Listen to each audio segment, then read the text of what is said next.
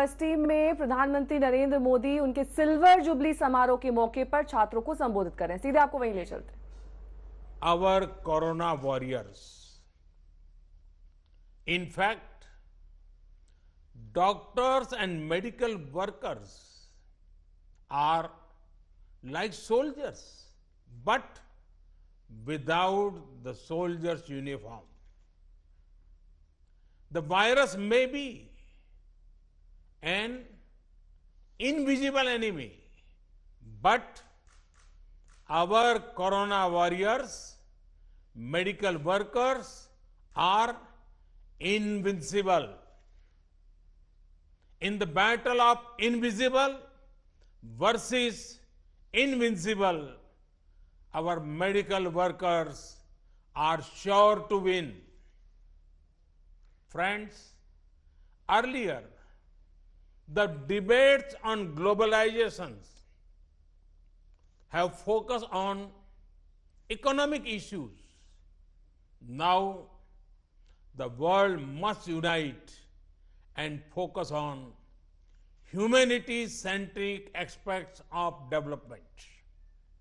Advancements nations make in the health sector will matter more than ever before. Friends, during the last 6 years, we in India, many initiatives in healthcare and medical education. We are broadly working on 4 pillars. The first is preventive healthcare. This includes the importance to yoga, Ayurveda, and general fitness.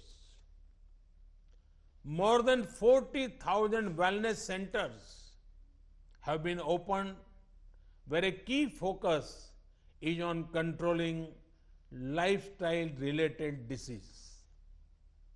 The success of the Swachh Bharat mission is another key part of preventive healthcare. The second is affordable healthcare. Ayushman Bharat, the world's largest healthcare scheme, belongs to India. In less than 2 years, 1 crore people have benefited from this Ayushman Bharat scheme. Women and those staying in villages are among the major beneficiaries of this scheme. And the third pillar is improvements on the supply side. A nation like ours has to have proper medical infrastructure and medical educational infrastructure.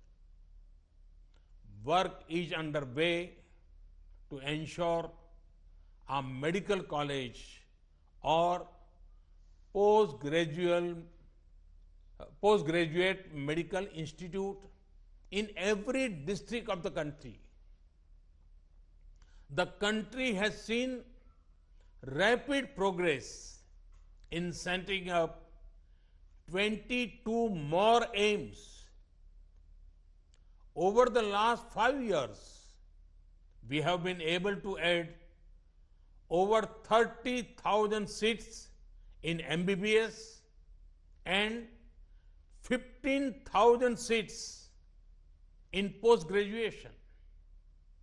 This has been the largest increase in the 5-year term of any government since independence.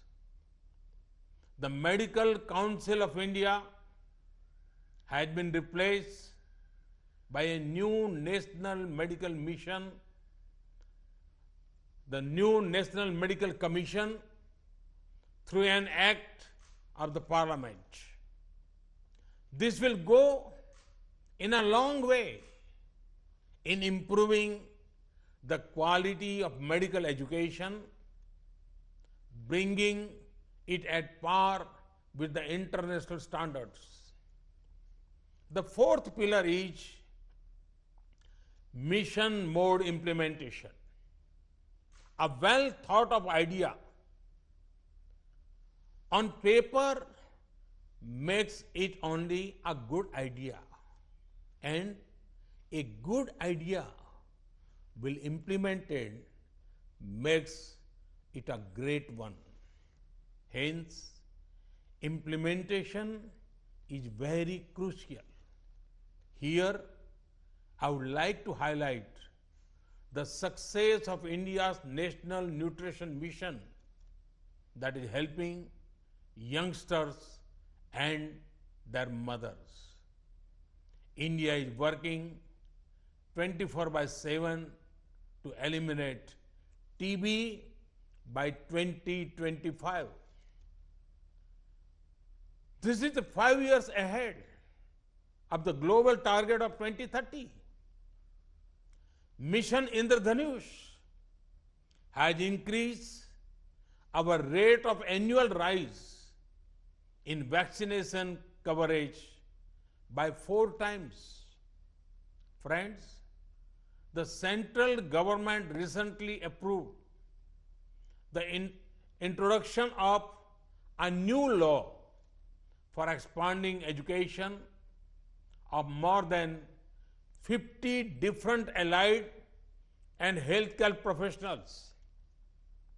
This law, once passed, will address the shortage of paramedical personnel in the country. It will also help India in supplying skilled resources to other countries. Friends, there are 3 things on which I would urge maximum discussion and participation. One is advances in telemedicine. Can we think of new models that make telemedicine popular on a larger scale? The other is related to Make in India in the health sector. The initial gains make me optimistic. Our domestic manufacturers have started production of PPEs and have supplied about 1 crore PPEs to COVID warriors. Similarly, we have supplied 1.2 crore Make in India N95 masks to all states. Third is IT related tools for healthier societies. I'm sure you have the Arogya Setu app on your mobiles. 12 crore health conscious people have downloaded it. This has been very helpful in the fight against coronavirus. Friends, I'm aware of an area that is of great concern to you all. Due to a mob mentality, those working on the front lines, those on duty, be it doctors, nurses, safai workers, others, are subject to violence. I want to state it clearly: violence, abuse, and rude behavior is not acceptable. Steps have been taken to protect you against any form of violence. We have also provided an insurance cover of rupees 50 lakh for those on the front line. Friends, I am happy to see the fruitful journey of this university over last 25 years, which has produced thousands of medical and paramedical personnel who are serving the poor. and the needy in this challenging time. I'm sure that the university will continue to produce health personnel of excellent quality and caliber that will make the state and the country proud. सबसे बड़ी चुनौती इस वक्त corona के आंकड़ों के मद्देनजर महाराष्ट्र में है, क्योंकि सबसे ज्यादा केसेस वहां हैं। 67,000 तक केसेस हो चुके हैं।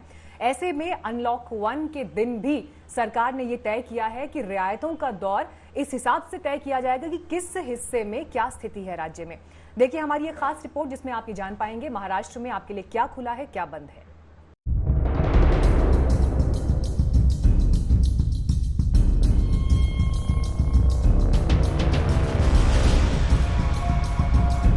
महाराष्ट्र में कोरोना का मीटर पूरी रफ्तार पकड़े हुए है। वायरस से संक्रमित हुए लोगों की तादाद अब 67,000 के आंकड़े को पीछे छोड़ चुकी है। यही वजह है कि महाराष्ट्र ने अनलॉक की प्रक्रिया को धीरे धीरे जमीन पर उतारने का फैसला लिया है। उद्धव सरकार ने जो गाइडलाइंस जारी की हैं, उसमें पूरे राज्य को 2 हिस्से में बांटा गया है। पहले हिस्से में मुंबई, पुणे, नागपुर और औरंगाबाद जैसे बड़े शहर रखे गए हैं, जबकि दूसरे हिस्से में बाकी राज्य हैं। नए गाइडलाइंस के मुताबिक इन 4 शहरों में जो छूट दी गई है, उसमें निजी दफ्तर 8 जून से 10% कर्मचारियों के साथ खुलेंगे। सरकारी दफ्तर 15% कर्मचारी के साथ खोले जाएंगे। दुकान और बाजार 5 जून से खुलेंगे। जरूरी हो तो टैक्सी, कैब और निजी गाड़ियों के इस्तेमाल की इजाजत होगी। आउटडोर गतिविधियों के लिए 3 जून से इजाजत होगी। ई कॉमर्स के लिए इजाजत दी गई है। इलेक्ट्रीशियन और प्लम्बर 3 जून से काम कर सकेंगे। वहीं शॉपिंग मॉल्स, सैलून, होटल, धार्मिक स्थल नहीं खोले जाएंगे। इन 4 शहरों में एक जिले से दूसरे जिले में बस सेवाओं की इजाजत नहीं दी जाएगी। अनलॉक 1 में मुंबई, पुणे, ठाणे और अलग अलग ऐसे इलाके महाराष्ट्र के जो कि रेड जोन्स है, उसमें किसी भी तरह की इकोनॉमिक रिलैक्सेशन मिलने की संभावना काफी कम है। महाराष्ट्र के जिन इलाकों में कोरोना का प्रहार ज्यादा है, वहां रियायतों का दायरा कम है। उद्धव सरकार अपना हर कदम फूक फूक कर उठा रही है। यही वजह है कि मुंबई, पुणे, नागपुर और औरंगाबाद को अलग कैटेगरी में रखा गया है। इन 4 शहरों के अलावा महाराष्ट्र के बाकी हिस्सों में कुछ ज्यादा छूट दी गई है। यहां सरकारी दफ्तर में 100% कर्मचारी काम पर लौट सकते हैं। वहीं निजी दफ्तरों को भी खोलने का फैसला लिया गया है। टैक्सी, कैब और निजी कार में 3 लोग सफर कर सकेंगे। इलेक्ट्रीशियन, प्लम्बर, ई कॉमर्स के साथ साथ उद्योगों को इजाजत दी गई है। शराब की दुकान खोली जाएंगी। जिले के भीतर बस सेवा को भी हरी झंडी दिखाई गई है।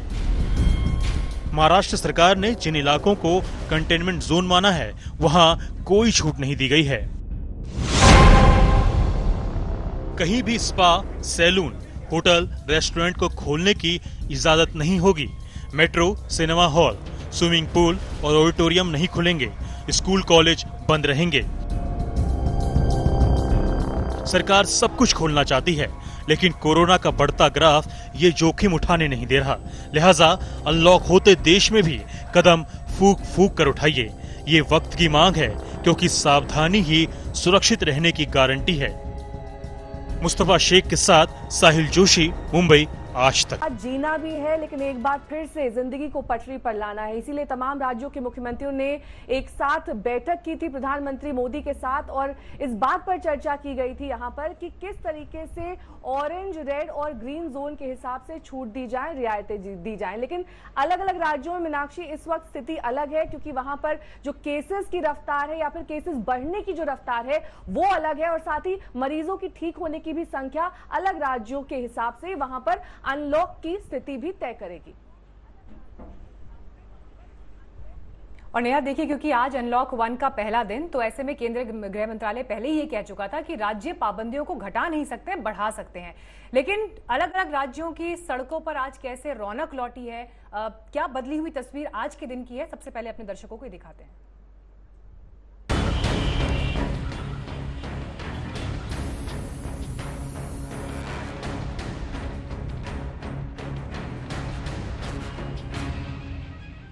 सन्नाटा खत्म हो गया, सड़कों पर लौट आई रौनक।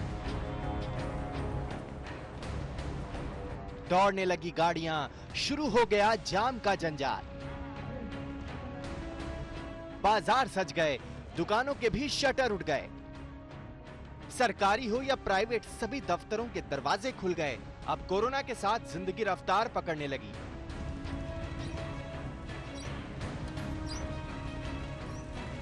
दिल्ली शहर में बहुत कुछ खुल चुका है। ऑफिस, बसें, ऑटो, टैक्सी, सब कुछ वापस आ चुका है। मार्केट्स खुल चुकी हैं। लेकिन दिल्ली शहर में जो नंबर हैं कोरोना वायरस पेशेंट्स के, वो लगातार बढ़ रहे हैं और उसकी वजह है लोगों की बुरी आदतें। राज्यों की सीमाएं भी खुल गईं। गाड़ियां बिना किसी पाबंदी के एक राज्य से दूसरे राज्यों में दौड़ सकेंगी। लॉकडाउन में फंसे लोग अब बिना किसी पास के कहीं भी जा सकेंगे। लेकिन आप देखिए कितनी बड़ी संख्या में आपको यहाँ लोग नजर आएंगे। सोशल डिस्टेंसिंग की बात की जा रही है कि 1 गज, कम से कम 2 गज की जरूरी है दूरी, लेकिन आप यहाँ पे देखिए बड़ी संख्या में लोगों को वापस किया गया है। आप देख सकते हैं यहाँ पे काफी संख्या में लोग मौजूद हैं। लोगों में बेहद कंफ्यूजन है, उन्हें समझ में नहीं आ रहा कि क्या करें, क्योंकि कंपनियां जहां पे वो नौकरी करते हैं वहां से उन्हें बुलाया जा रहा है, लेकिन बॉर्डर से उन्हें एंट्री नहीं करने दी जा रही। दिल्ली बॉर्डर पर हालात अलग हैं। नोएडा और गाजियाबाद प्रशासन ने दिल्ली में कोरोना के बढ़ते मामले को देखते हुए अब भी दिल्ली से आने जाने वालों पर पाबंदी जारी रखा है। इसकी तस्वीर बॉर्डर पर सुबह से ही दिखने लगी। अनलॉक 1 आज से लागू है। इस चरण में कर्फ्यू में राहत मिलेगी। सुबह 7 बजे से शाम 7 बजे के बजाय अब सुबह 5 बजे से रात 9 बजे तक बिना रोक टोक आवाजाही रहेगी। एक राज्य से दूसरे राज्य में भी जा सकेंगे। कंटेनमेंट इलाके से बाहर दफ्तर और दुकानें सब लॉकडाउन से पहले की तरह खुल जाएंगी।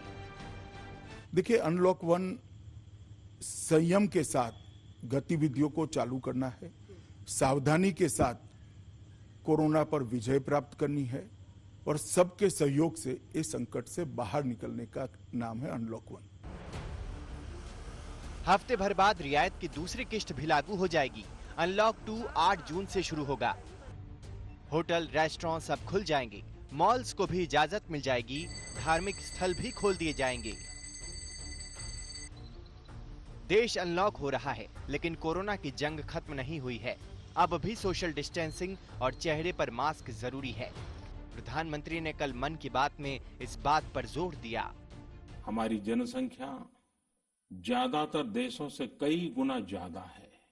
हमारे देश में चुनौतियां भी भिन्न प्रकार की हैं, लेकिन फिर भी हमारे देश में कोरोना उतनी तेजी से नहीं फैल पाया जितना दुनिया के अन्य देशों में फैला। जान भी जहान भी, इस मंत्र के साथ हम आगे तो बढ़ रहे हैं, लेकिन कोरोना की रफ्तार भी डरा रही है। नए मामले रोज रिकॉर्ड के साथ बढ़ रहे हैं। ऐसे में जिम्मेदारी तो बढ़ ही जाती है, सावधानी और भी जरूरी है। दरअसल मीनाक्षी, यहाँ पर राज्यों के सामने बड़ी चुनौती ये है कि किस तरीके से कोरोना के मामलों को कंट्रोल भी किया जाए, लेकिन एक तरफ उन्हें ये भी देखना है कि कैसे दोबारा जिंदगी पटरी पर आ सके, अर्थव्यवस्था को एक तरीके से गति दी जा सके, लोगों का रोजमर्रा का जीवन शुरू हो सके और जो कई चीजें पिछले 2-2.5 महीने से बंद थी वो एक बार फिर से खुल सके। लेकिन ऐसे में सोचना ये होगा कि कहां पर कितनी पाबंदी हटानी है, वो भी शर्तों के साथ, और कहां पर पाबंदी को जारी रखना है। मीनाक्षी, बिल्कुल, और ऐसे में अपने दर्शकों को अब नेहा हम ये दिखाते हैं कि देश के 3 अहम राज्य, महाराष्ट्र जो कि सबसे ज्यादा प्रभावित है, वहां पर क्या स्थिति है अनलॉक के पहले दिन। लेकिन इसके अलावा यूपी और राजस्थान में महाराष्ट्र से उल्टी स्थिति है। यहां पर बाकी राज्यों के मुकाबले ज्यादा छूट दी गई है। यूपी में सारे सरकारी दफ्तर खुल गए हैं, तो राजस्थान में सैलानियों के लिए टूरिस्ट स्पॉट्स तक खोल दिए गए हैं।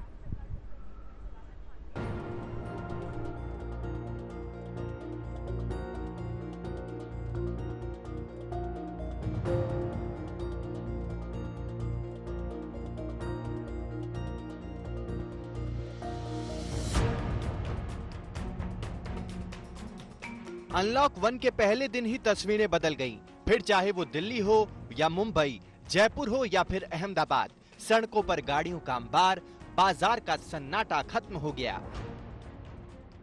लेकिन हर राज्य हालात के मुताबिक भी फैसले ले रहे हैं। महाराष्ट्र का हाल बेहाल है। कोरोना मीटर में ये सूबा सबसे ऊपर है। यही वजह है कि लॉक से अनलॉक की तरफ बढ़ते हुए काफी एहतियात बरती गई है। पूरे राज्य को 2 हिस्सों में बांटा गया है। पहले हिस्से में मुंबई, पुणे, नागपुर और औरंगाबाद जैसे बड़े शहर रखे गए हैं, जबकि दूसरे हिस्से में बाकी जिले हैं। इस वक्त हम मुंबई के वेस्टर्न एक्सप्रेस हाईवे पर हैं और ये जो ट्रैफिक आप हमारे पीछे देख रहे हैं, ये वो ट्रैफिक है जो हर रोज मुंबई में देखा जाता है। ये वो लोग हैं जो एसेंशियल सर्विसेज से जुड़े हैं, जिन्हें अभी इस वक्त लॉकडाउन के अंदर भी जाना पड़ रहा है। भले ही अनलॉक इंडिया शुरू हो गया हो, लेकिन अनलॉक महाराष्ट्र अभी फिलहाल शुरू नहीं हुआ है। मुंबई, पुणे, नागपुर और औरंगाबाद में सख्ती बनी हुई है। नई गाइडलाइंस के मुताबिक इन 4 शहरों में पाबंदी के साथ छूट है। निजी दफ्तर 8 जून से 10% कर्मचारियों के साथ खुलेंगे। सरकारी दफ्तर 15% कर्मचारी के साथ खोले जाएंगे। दुकान और बाजार 5 जून से खुलेंगे। जरूरी हो तो टैक्सी, कैब और निजी गाड़ियों के इस्तेमाल की इजाजत होगी। आउटडोर गतिविधियों के लिए 3 जून से इजाजत होगी। ई कॉमर्स के लिए इजाजत दी गई है। इलेक्ट्रीशियन और प्लम्बर 3 जून से काम कर सकेंगे। वहीं शॉपिंग मॉल्स, सलून, होटल, धार्मिक स्थल नहीं खोले जाएंगे। इन 4 शहरों में एक जिले से दूसरे जिले में बस सेवाओं को इजाजत नहीं दी जाएगी। कोरोना संकट के बीच योगी सरकार ने जिंदगी को फिर से रफ्तार देने की कवायद शुरू कर दी है। आज से सूबे में ज्यादातर पाबंदियां हटा ली जाएंगी, लेकिन सावधानी के साथ। सरकारी कार्यालय 100% कर्मचारियों के साथ खुल गए। प्राइवेट ऑफिस भी 100% कर्मचारियों के साथ खुले। सभी दफ्तरों में 3 शिफ्ट में काम होगा। रोडवेज बसें भी दौड़ने लगी। जितनी सीट होगी सिर्फ उतने ही मुसाफिरों को इजाजत। बस स्टैंड पर थर्मल स्क्रीनिंग भी होगी। कारों में जितनी सीट उतने लोग सफर कर पाएंगे। दोपहिया वाहन पर भी 2 लोगों को इजाजत होगी। ऑटो भी पूरी क्षमता के साथ सवारी ले जा सकते हैं। कोई भी अलग से टैक्स लगाने का हमारा प्रावधान नहीं। जनता को अधिक से अधिक रियायत कैसे दी जा सकती है, इस पर हमने फोकस किया है। औद्योगिक और व्यापारिक गतिविधियों को सोशल डिस्टेंसिंग का पालन करते हुए, 2 गज दूरी का पालन करते हुए कैसे आगे बढ़ाया जा सकता है, इसको हम लोग इस समय फोकस कर रहे हैं। राजस्थान की गहलोत सरकार ने भी दिशा निर्देश जारी कर दिए। आज से सभी सरकारी दफ्तर 100% कर्मचारियों के साथ खुल रहे हैं। प्राइवेट ऑफिस में भी 100% कर्मचारियों को इजाजत। राजस्थान में परिवहन बसें भी दौड़ने लगी। ऑटो और टैक्सी भी सड़कों पर भाग रहे हैं। छोटी दुकानों के अंदर 2 और बड़ी दुकानों के अंदर 5 लोगों को इजाजत। चादरें करना उचित रहेगा, एकदम करने की जरूरत नहीं है। और हम लोग उधर मैनेज करेंगे, जैसे कि कॉलेज हो, स्कूल हो, किस प्रकार से इनको खोलना है, कब खोलना है, एग्जाम होना है तो एग्जाम किस प्रकार से करवाना है, हम लोग हमारी यहाँ सोच चल रही है और उसी हिसाब से फैसला करते हैं। अब देश में 2 ही जोन होंगे, कंटेनमेंट और बाकी इलाका। कंटेनमेंट में सख्ती है और इसके बाहर आजादी। मुंबई से मुस्तफा शेख और जयपुर से शरद कुमार के साथ कुमार अभिषेक, लखनऊ, आज तक। तो भारत इस वक्त संक्रमण से जूझ रहा है। पाकिस्तान भी इस संक्रमण से अछूता नहीं है और इसकी परवाह किए बगैर उसकी नजर इस वक्त दिल्ली दूतावास पर टिकी हुई है। पाकिस्तान दरअसल मीनाक्षी कहलाएगा ही नहीं अगर वो अपनी नापाक हरकतों से बाज आ जाए। बिल्कुल नेहा, आप ठीक कह रही हैं। और देखिए पाकिस्तान उच्चायोग में क्या हुआ है। 3 पाकिस्तान जासूस जो है वो अरेस्ट हुए हैं, जिनमें से 2 पाकिस्तानी जासूस उच्चायोग में काम करते थे।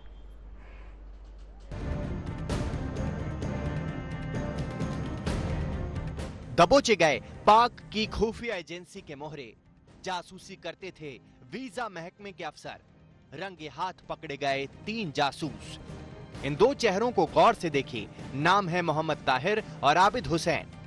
कहने को तो ये पाक एम्बेसी में वीजा महकमे में काम करने वाले मुलाजिम थे, लेकिन इनका असली काम था नापाक इरादों वाली पाक की खुफिया एजेंसी ISI के लिए दिल्ली में जासूसी करना। मिलिट्री इंटेलिजेंस यूनिट को इनके बारे में खबर मिल गई। MIU ने दिल्ली पुलिस की स्पेशल सेल के साथ मिलकर जाल बिछाया और करोल बाग इलाके से इनको रंगे हाथ दबोच लिया गया। भारत की आंतरिक सुरक्षा तैयारियों से जुड़े दस्तावेज हासिल करना इनका नापाक मकसद था। एम्बेसी का ड्राइवर जावेद भी इस जासूसी नेटवर्क का हिस्सा था।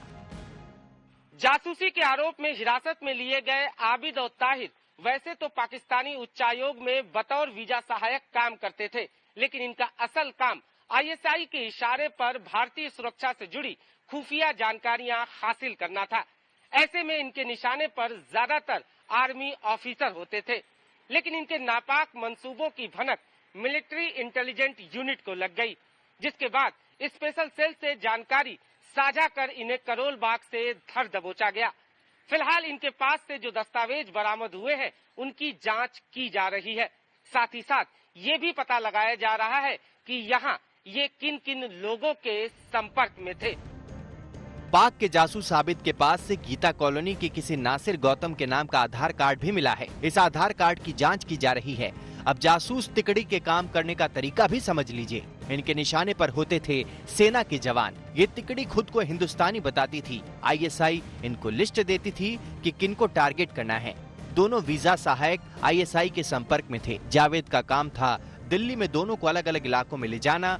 जावेद दोनों के लिए फर्जी दस्तावेज भी बनवाता था। इनसे कुछ दस्तावेज भी बरामद हुए हैं।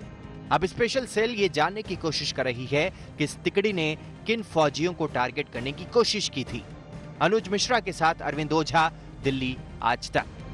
और सफर करने वालों के लिए आज से अच्छे दिन शुरू हो गए, क्योंकि अब आप एक राज्य से दूसरे राज्य ट्रेन के जरिए जा पाएंगे। 200 ट्रेन आज से चलनी शुरू हो रही हैं। हालांकि इससे पहले से 15 स्पेशल ट्रेन चल रही हैं, श्रमिक स्पेशल भी चल रही हैं, लेकिन अब छोटे शहरों तक भी ये कनेक्टिविटी देशवासियों को मिलेगी।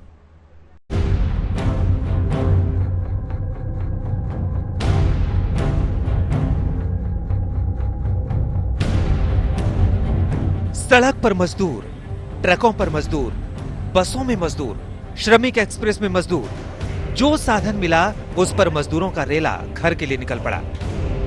सरकार ने ट्रेनें चलाई। हर रोज देश के अलग अलग इलाके से दर्जनों ट्रेन चलाई गई। लाखों श्रमिक अपने घर ट्रेनों से पहुंचे।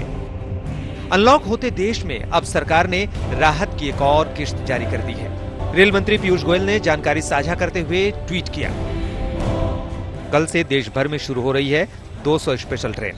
नागरिकों का घर जाना होगा और आसान और सुरक्षित। 200 ट्रेन की खेप पूरे देश में शुरू की जा रही है। इसके तहत सैकड़ों बड़े छोटे शहर आपस में जुड़ जाएंगे। सफर का इंतजार कर रहे लोगों को इससे बहुत राहत मिलने वाली है। ट्रेन तब तक चलती रहेगी जब तक अंतिम श्रमिक भाई बहन अपने गंतव्य स्थान तक नहीं पहुंच जाते हैं। इसमें कोई किसी तरह का संदेह नहीं है। सफर से पहले यात्रियों को कुछ खास बातों पर ध्यान देने की जरूरत है। मसलन सिर्फ कंफर्म टिकट वालों को ही यात्रा करने की अनुमति होगी। यात्रियों को ट्रेन चलने से 2 घंटे पहले स्टेशन पहुंचना होगा। सफर के दौरान भोजन का इंतजाम यात्रियों को ही करना होगा। AC कोच में सफर करने वाले यात्रियों को कंबल नहीं मिलेगा।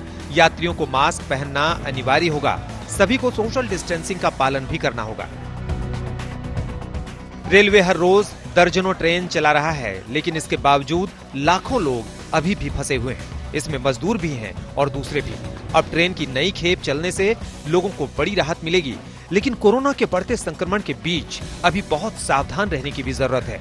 सफर करते वक्त नियमों का गंभीरता से पालन करें, खुद सुरक्षित रहें और दूसरों को भी रखें। मिलन शर्मा के साथ संजय शर्मा, दिल्ली आज तक। और आइए अब आपको ले चलते हैं यूपी और राजस्थान। वहां पर अनलॉक 1 के पहले दिन क्या स्थिति है, आपके लिए कैसे प्रतिबंध है और क्या रियायतें हैं, रिपोर्ट में देखिए। कोरोना संकट के बीच योगी सरकार ने जिंदगी को फिर से रफ्तार देने की कवायद शुरू कर दी है। आज से सूबे में ज्यादातर पाबंदियां हटा ली जाएंगी, लेकिन सावधानी के साथ। सरकारी कार्यालय 100% कर्मचारियों के साथ खुलेंगे। प्राइवेट ऑफिस भी 100% कर्मचारियों के साथ खुलेंगे। सभी दफ्तरों में 3 शिफ्ट में काम होगा। रोडवेज की बसों को भी चलाया जाएगा, लेकिन जितनी सीट होगी सिर्फ उतने ही मुसाफिरों को इजाजत मिलेगी। साथ ही बस स्टैंड पर थर्मल स्क्रीनिंग भी होगी। कारों में जितनी सीट उतने लोग सफर कर पाएंगे। दोपहिया में भी 2 लोगों को इजाजत होगी।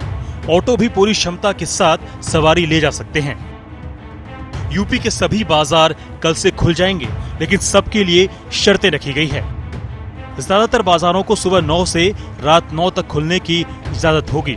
सब्जी मंडियां सुबह 6 से रात 9 तक और फल मंडियां सुबह 8 से रात 8 बजे तक खुलेंगी। पार्कों को सुबह और शाम दोनों वक्त 3 घंटे खुलने की इजाजत होगी। शॉपिंग मॉल्स 8 जून से खुलेंगे। उनके लिए अलग से दिशा निर्देश जारी होंगे। कल से मिठाई की दुकानें भी खुलेंगी, लेकिन बैठा कर नहीं खिला सकते। धार्मिक स्थलों को भी 8 जून से खोल दिया जाएगा, लेकिन योगी सरकार ने लोगों के सामने शर्तें भी रखी है, जिनका पालन करना बेहद जरूरी होगा। कि 8 जून से जो धार्मिक स्थल हैं और पूजा स्थल हैं उनको खोला जाएगा। होटल, रेस्टोरेंट और अतिथि सत्कार की जो सेवाएं हैं वो भी 8 जून से खुलेंगी और शॉपिंग मॉल्स भी 8 जून से खुलेंगे। लेकिन इन तीनों व्यवस्था के लिए भारत सरकार की जो हेल्थ विभाग की जो गाइडलाइंस आएंगी और जो प्रदेश सरकार अपनी गाइडलाइंस जारी करेगा, उसके अनुरूप जो है ये 8 जून से ये खोलने की व्यवस्था होगी। उधर राजस्थान की गहलोत सरकार ने भी दिशा निर्देश जारी कर दिए हैं। आज से सभी सरकारी दफ्तर 100% कर्मचारियों के साथ खुलेंगे। प्राइवेट ऑफिस भी 100% कर्मचारियों के साथ खुलेंगे। राजस्थान में परिवहन बसों को भी चलने की इजाजत होगी। ऑटो और टैक्सी को भी चलने की इजाजत होगी। छोटी दुकानों के अंदर 2 और बड़ी दुकानों के अंदर 5 लोग जा सकते हैं। चलिए अब आपको बताते हैं कि राजस्थान में कौन सी पाबंदियां जारी रहेंगी।